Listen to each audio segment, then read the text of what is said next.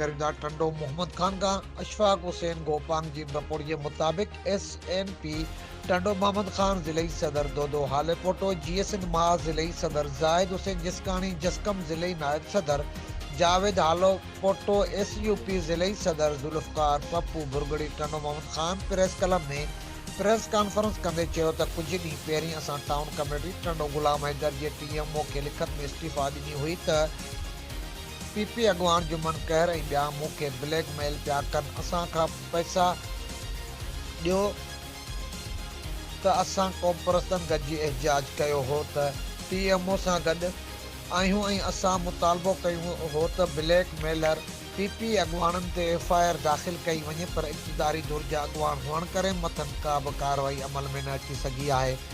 ऐं TMO ऐं PP अॻवान पंहिंजे पाण में कंप्रोमाइज़ करे उहो साबित कयो त ॿई धुरियूं हिक ई सिके जा ॿ पासा